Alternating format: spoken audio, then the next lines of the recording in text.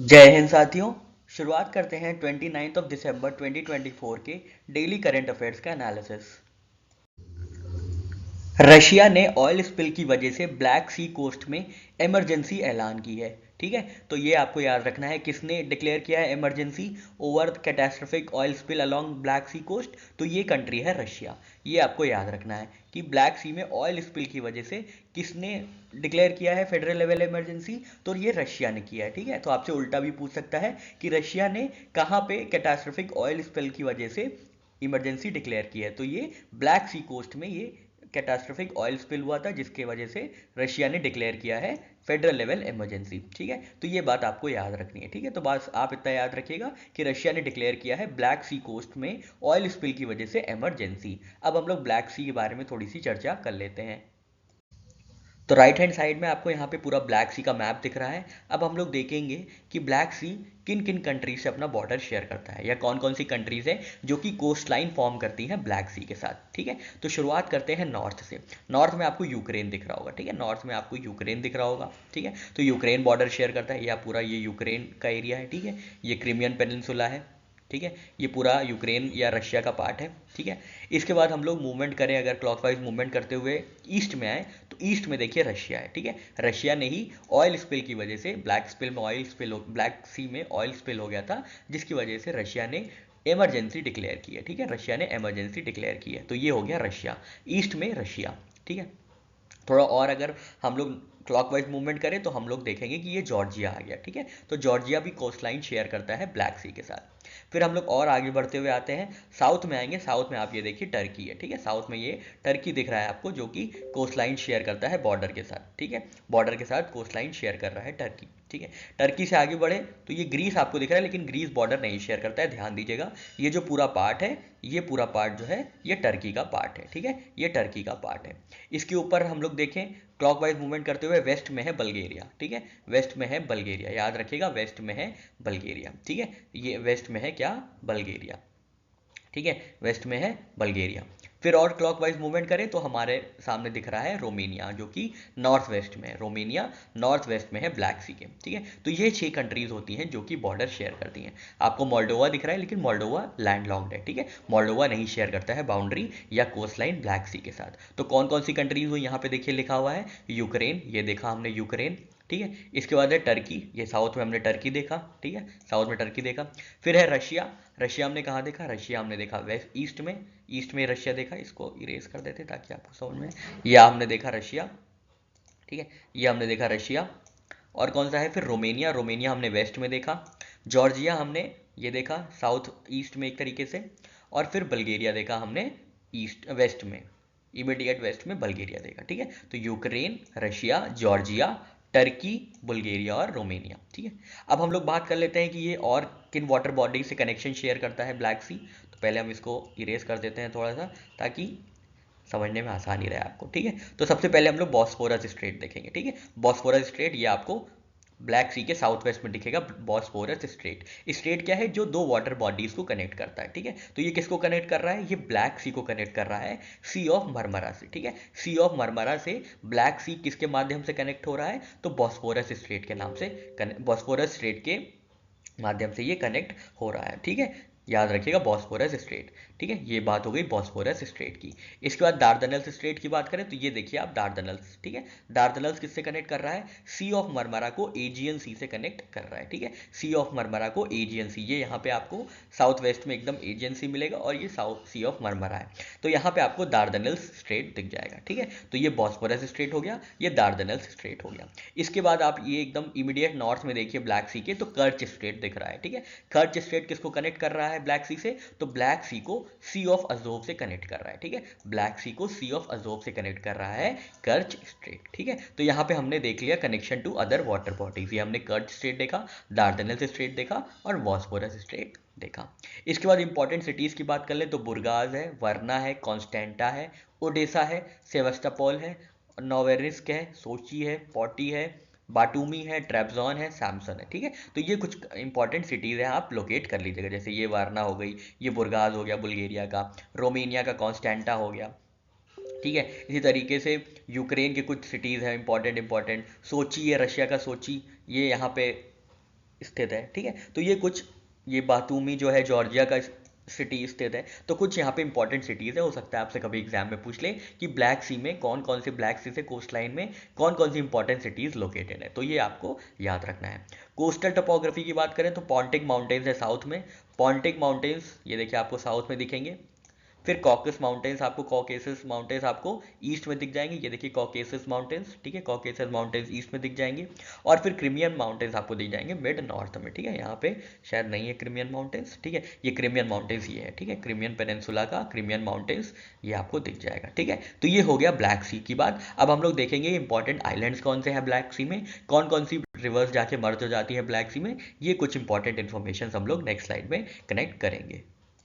ये कुछ largest base की बात कर लेते हैं, ज़्यादा पूछा नहीं जाता है लेकिन फिर भी हम लोग एक बार नज़र दौड़ा लेते हैं। तो कारकेनिड बे है, गल्फ ऑफ बुरगास है, डेनोपोस्क्वी बे है, डेनोस्ट्रोफ्की बे है, साइनॉप बे है, सैमसन बे है, ठीक है। लार्जेस्ट रिवर्स यहाँ पे कौन सी मर्ज होती है तो ये देख लीजिए, डेन्यूब है, नाइपर है, डॉन है, नाइस्टर है, क्यूबान है, सकारिया है, साउदर्नबर्ग है, ठीक है। तो ये चार जो है ये तो बहुत ज़्यादा इंपॉर्टेंट है, हर बार ऑलमोस्ट एग्जाम में आपसे कभी ना कभी पूछा जाएगा, ठीक है। तो डेन्यूब, नाइपर, डॉन और नाइस्टर, ये चार जो हैं मर्ज हो जाती है जाके ब्लैक सी में, ठीक है।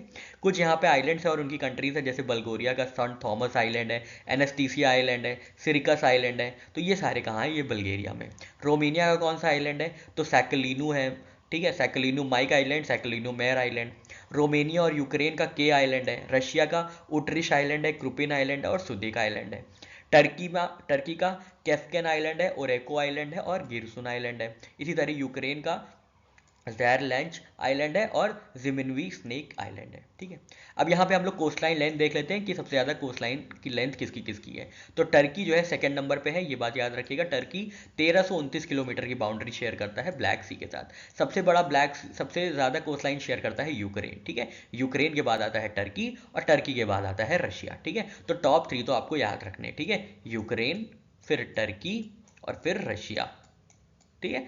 ये 3 मैक्सिमम कोस्ट लाइन शेयर करते हैं ब्लैक सी के साथ, ठीक है। यूक्रेन 782 किलोमीटर की कोस्ट लाइन शेयर करता है, टर्की 1329 किलोमीटर की, रशिया 800 की, बल्गेरिया 350 की, 354 की, जॉर्जिया 310 की, रोमेनिया 225 की, ठीक है। और ये एक अबखाजिया है जो कि अनरिकग्नाइज स्टेट है, वो भी 210 किलोमीटर की बाउंड्री शेयर करता है। टोटल कोस्ट लाइन है ब्लैक सी की 5800, ठीक है। तो यहाँ पे जितनी महत्वपूर्ण चीज़ें थी ब्लैक सी के बारे में हम लोग ने कवर कर ली। चर्चा करेंगे प्रधानमंत्री नरेंद्र मोदी साहब के 2 दिवसीय विजिट की कुवैत में, ठीक है। तो आपको याद रखना है कि प्रधानमंत्री कहाँ पे गए हैं 2 दिन की विजिट में, तो कुवैत गए थे। तो अब हम लोग देख लेते हैं कुवैत के बारे में, कुछ और इंपॉर्टेंट इन्फॉर्मेशन भी कलेक्ट करेंगे यहाँ से। डेट ऑफ विजिट थी 21 से 22 दिसंबर तक गए थे, ठीक है, 21 और 22 को। किसने इनवाइट किया था इनको, यहाँ के अमीर हैं स्टेट ऑफ कुवैत के, जिनका नाम है शेख मैसल अल अहमद अल जबार अल सबाह, ठीक है, इतना लंबा नाम है। और इन्होंने इन्वाइट किया था, इन्होंने आग्रह किया था प्रधानमंत्री नरेंद्र मोदी जी का कि हमारे यहाँ आए और एक विजिट करें, ठीक है। सिग्निफिकेंस ऑफ विजिट क्या है, first visit by Indian prime minister to Kuwait in over 4 decades. पिछले 40 सालों में भारतीय प्रधानमंत्री की ये, किसी भारतीय प्रधानमंत्री की ये पहला दौरा होगा कुवैत का, ठीक है। इससे पहले इंदिरा गांधी जी 1981 में गई थी, ठीक है। Indira Gandhi ji last prime minister थी जिन्होंने कुवैत विजिट की थी 1981 में। ऑब्जेक्टिव्स क्या है, वही सब है, collaboration in trade, energy, investment, culture, people to people ties etcetera etcetera, ठीक है। हिस्टोरिकल कॉन्टेक्स्ट क्या है, लास्ट हाई लेवल एंगेजमेंट जो हुआ था वो वाइस प्रेसिडेंट हामिद अंसारी के टाइम 2009 में हुआ था। कुवैत की सिग्निफिकेंस क्या है, ये इंडिया का 6th लार्जेस्ट सप्लायर है क्रूड ऑयल का और 4th लार्जेस्ट सप्लायर है एलपीजी का, ठीक है। तो ये बात आपको याद रखनी है, 6th लार्जेस्ट सप्लायर है क्रूड ऑयल का, ठीक है, और 4th लार्जेस्ट है किसका, 4th लार्जेस्ट है एलपीजी का, ठीक है। उसके बाद ये सबसे ज़्यादा इंपॉर्टेंट है जो इन्फॉर्मेशन आपके सामने है कि अवार्ड जो रिसीव किया है प्रधानमंत्री मोदी जी ने, उसका नाम है order of Mubarak Al Kabir, ठीक है। तो डेफिनेटली आपसे यही पूछा जाएगा कि order of Mubarak Al Kabir कहाँ का अवार्ड है, किस स्टेट का अवार्ड है, किस कंट्री का अवार्ड है। तो ये आपको याद रखना है, ये किसका है, ये कुवैत का अवार्ड है, ठीक है। और ये कुवैत का हाईएस्ट नेशनल ऑनर है, अवार्डेड बाय शेख मैसल अल अहमद अल जबार, ठीक है। तो ये प्रधानमंत्री मोदी को इसे सम्मानित किया गया है, ठीक है। और ये प्रधानमंत्री मोदी जी का 20वां इंटरनेशनल अवार्ड है, ठीक है। ये भी आप याद रखिएगा कब ऐसा सवाल पूछ ले आपसे एग्जाम में, आपको नहीं पता, ठीक है। तो ये 20वां इंटरनेशनल अवार्ड है, 20वां अंतर्राष्ट्रीय सम्मान है जो प्रधानमंत्री मोदी जी को प्राप्त हुआ है, ठीक है। क्या नाम है इसका? Order of Mubarak Al Kabir, ठीक है, order of Mubarak Al Kabir. Kuwait की चर्चा करें तो कुवैत के प्राइम मिनिस्टर हैं अहमद अल अब्दुल्ला अल सबा।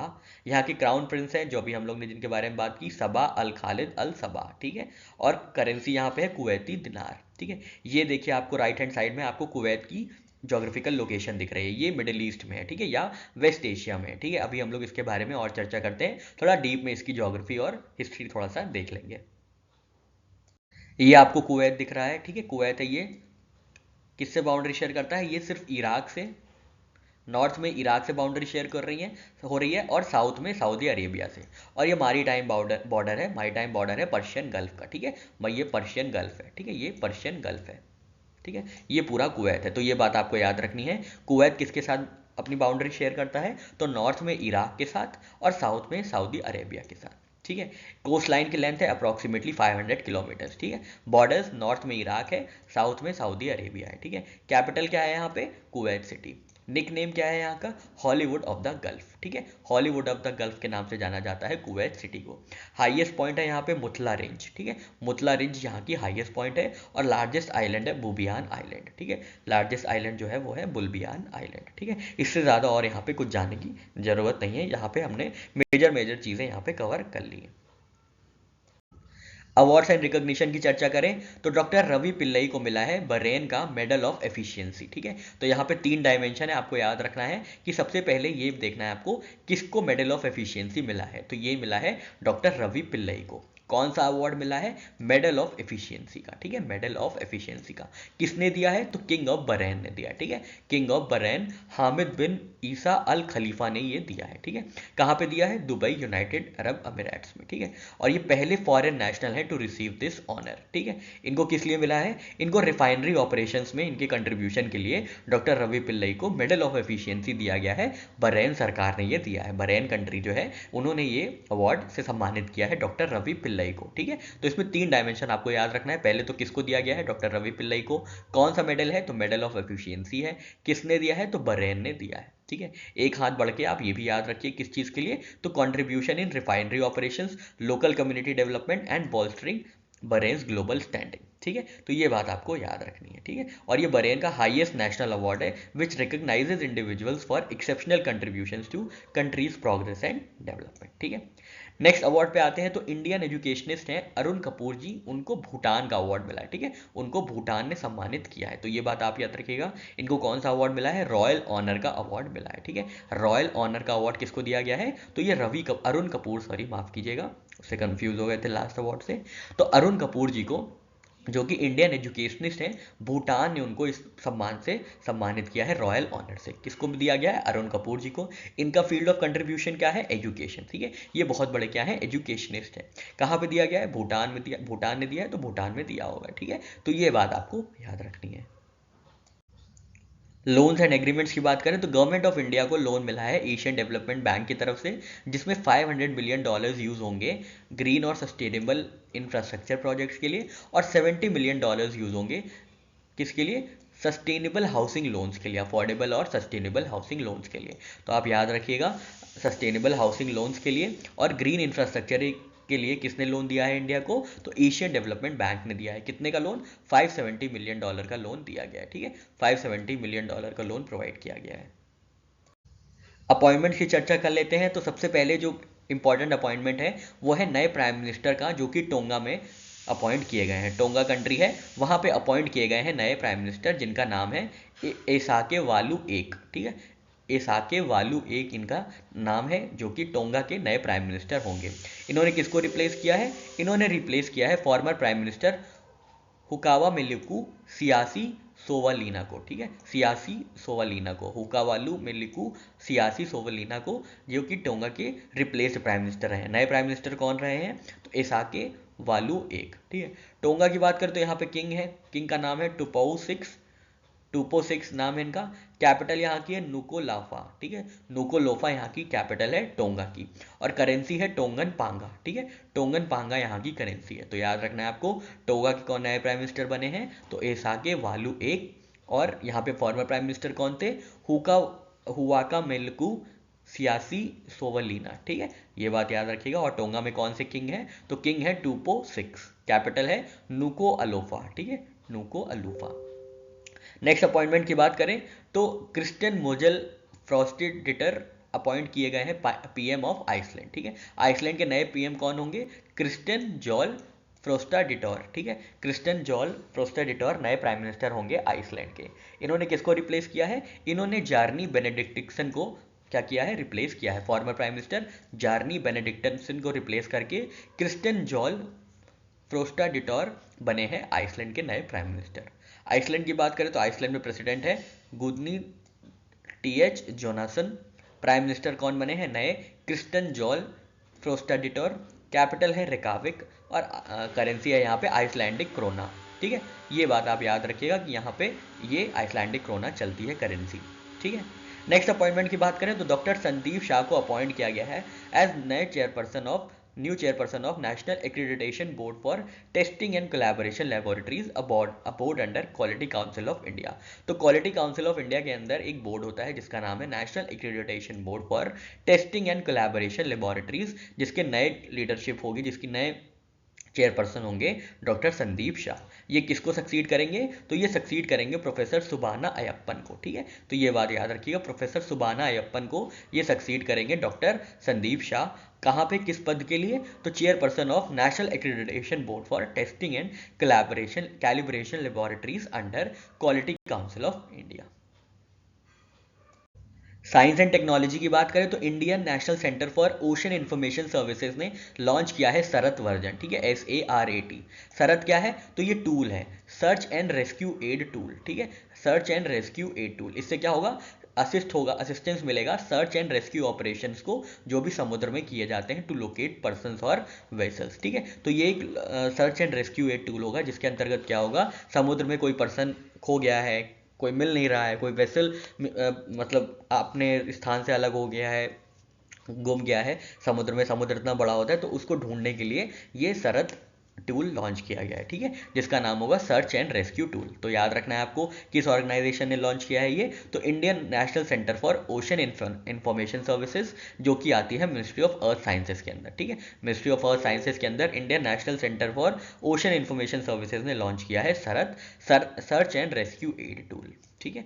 और ये डेवलप किया गया था 2016 में, बट इसको अब क्या किया गया है, अपग्रेड किया गया है, ठीक है, इसको क्या किया गया है, इंप्रूव किया गया है। तो बस आपको इतना याद रखना है। सरद क्या चीज़ है, तो सरद है search and rescue aid tool. किसने इसको लॉन्च किया है, तो इसको लॉन्च किया है Indian national centre for ocean information services ने, और जो कि इसकी अफिलिएटेड मिनिस्ट्री कौन सी है, वो है मिनिस्ट्री ऑफ अर्थ साइंसेज, ठीक है। नेक्स्ट आते हैं जेमिनी AI सूट के ऊपर। तो जेमिनी AI सूट ने लॉन्च किया है 2 मॉडल्स जिसका नाम होगा जेमिनी एक्सपीरियंशियल 1206 और जेमिनी 2.0 फ्लैश। जेमिनी क्या है, जेमिनी है गूगल का AI, ठीक है, गूगल का AI है, गूगल का आर्टिफिशियल इंटेलिजेंस टूल है जेमिनी, ठीक है। तो ये बात याद रखिएगा। इन्होंने 2 एक्सपेरिमेंटल अपग्रेड्स लॉन्च किए हैं जिनका नाम होगा Gemini experiential 1206 and Gemini 2.0 flash, ठीक है। तो बस आपको इतना याद रखना है। नेक्स्ट आते हैं AI टास्क फोर्स के ऊपर। तो AI टास्क फोर्स अनाउंस की गई है गुजरात द्वारा। गुजरात सरकार ने artificial intelligence task force establish करने के लिए डिक्लेयर किया है, ठीक है। तो ये बात आपको याद रखनी है। कौन सी स्टेट आर्टिफिशियल इंटेलिजेंस के ऊपर टास्क फोर्स स्टैब्लिश करेगी, तो ये करेगी गुजरात, ठीक है। तो ये अनाउंस किया गया था गुजरात चीफ मिनिस्टर भूपेंद्र पटेल जी द्वारा। और ये इसका जो टर्म होगा वो 1 साल का होगा with annual progress reviews. Focus areas क्या होंगे, आर्टिफिशियल इंटेलिजेंस से related literacy, resource mobilization, skill development, data security etcetera etcetera, ठीक है। तो ये बात आप याद रखिएगा कि आर्टिफिशियल इंटेलिजेंस नाम की टास्क फोर्स गुजरात स्टेट ने डेवलप की है। इंडिया ने लॉन्च किया है undergraduate minor program in quantum technology, ठीक है। तो बस आपको ये याद रखना है कि इंडिया किसका अंडर ग्रेजुएट प्रोग्राम अभी हाल में ही लॉन्च किया गया है, तो क्वांटम टेक्नोलॉजी इसका जो भी अंडर ग्रेजुएशन है, ठीक है, अंडर ग्रेजुएट प्रोग्राम है वो लॉन्च किया गया है by AICTE and national quantum mission, ठीक है। नेशनल क्वांटम मिशन और AICTE ने मिलकर क्या किया है, अंडर ग्रेजुएट प्रोग्राम लॉन्च किया है इन क्वांटम टेक्नोलॉजीज, ठीक है। जो भी इंजीनियरिंग स्टूडेंट्स अपने 3rd या 4th सेमेस्टर में हैं वो क्या कर सकते हैं, वो इसको ज्वाइन कर सकते हैं। इससे क्या होगा, नेशनल क्वांटम मिशन है जो इंडिया का, उसको क्या होगा, उसको स्किल्ड वर्कफोर्स प्रोवाइड किया जाएगा। कौन कौन से कोर सब्जेक्ट्स होंगे इसमें? क्वांटम मैकेनिक्स होगा, क्वांटम कंप्यूटिंग होगा, क्वांटम क्रिप्टोग्राफी होगा, क्वांटम एल्गोरिदम्स होगा।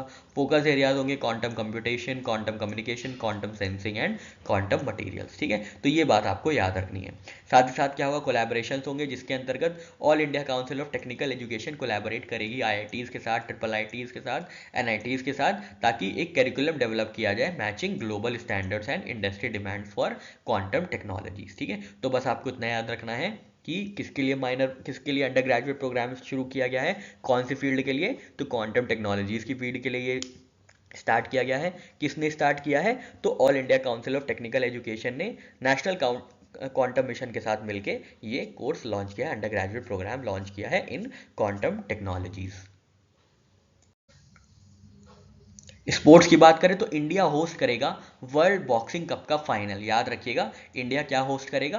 वर्ल्ड बॉक्सिंग कप का फाइनल 2025 में। ठीक है, and third edition of world boxing congress in November 2025। ठीक है, तो ये बात आपको याद रखनी है, इंडिया क्या होस्ट करेगा? वर्ल्ड बॉक्सिंग कप का फाइनल होस्ट करेगा, ना कि पूरा बॉक्सिंग कप। ठीक है, तो ये बात आपको याद रखनी है। हो सकता है आपसे यही पूछ ले कि क्या होस्ट करेगा इंडिया, आपको दे दे semifinal, quarter final, final, league match, knockout match, इतने तो ऑप्शंस आपके सामने रख सकता है। ठीक है, तो कंफ्यूज नहीं होना है। इंडिया क्या करेगा? वर्ल्ड बॉक्सिंग कप का फाइनल होस्ट करेगा 2025 में।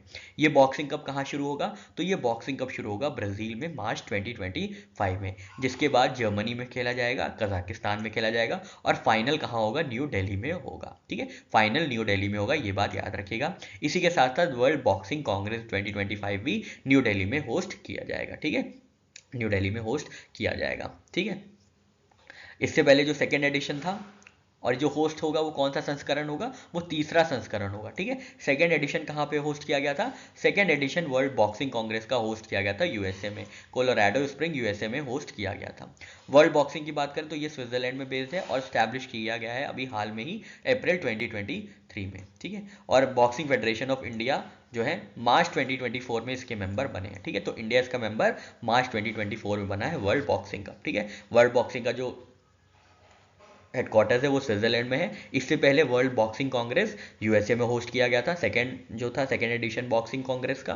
और थर्ड वर्ल्ड बॉक्सिंग कांग्रेस कहाँ पे होस्ट किया जाएगा? तो ये इंडिया में होस्ट किया जाएगा। और वर्ल्ड बॉक्सिंग कप जो कि शुरू होगा ब्राजील से, उसका फाइनल कहाँ पे खेला जाएगा? उसका फाइनल इंडिया में खेला जाएगा। ठीक है, नेक्स्ट स्पोर्ट्स न्यूज़ पे आते हैं। तो सचिन तेंदुलकर, जिनको गॉड ऑफ क्रिकेट के नाम से भी जाना जाता है, उन्होंने एक्सेप्ट कर लिया है honorary cricket member of Melbourne cricket club. ठीक है, तो ये ऑनरी मेंबर होंगे Sachin Tendulkar Melbourne cricket club के। ठीक है, तो आपसे डायरेक्टली यही सवाल पूछा जाएगा कि मेलबर्न क्रिकेट क्लब के कौन से प्लेयर हैं जो कि मेलबर्न क्रिकेट क्लब के ऑनरी मेंबर बने हैं? तो आपको याद रखना है सचिन तेंदुलकर, या आपसे उल्टा पूछ लेगा सचिन तेंदुलकर किस क्लब के ऑनरी मेंबर बने हैं? तो मेलबर्न क्रिकेट क्लब के ये ऑनरी मेंबर बने हैं। ठीक है, इससे ज़्यादा इसमें और कुछ जानने की ज़रूरत नहीं है। ऑबिचुअरीज की बात करें तो श्याम बेनेगल जी का निधन हो गया है।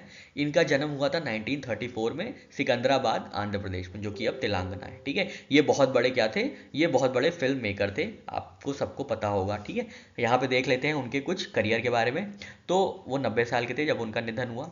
उन्होंने शुरुआत की थी 1959 में as copywriter at Lintas advertising. ठीक है, फिर उन्होंने पहली डॉक्यूमेंट्री अपनी बनाई गहरी बेथा गंगा। ठीक है, गहरी बेटा गंगा, जो कि गुजराती में थी, याद रखिएगा, गुजराती में उन्होंने अपनी पहली डॉक्यूमेंट्री बनाई थी। इसके बाद उन्होंने अंकुर बनाई, फिर एक भारत एक खोज, बहुत ही ज़्यादा अक्लेम्ड सीरीज है भारत एक खोज, आपने नहीं देखा है तो देखिएगा।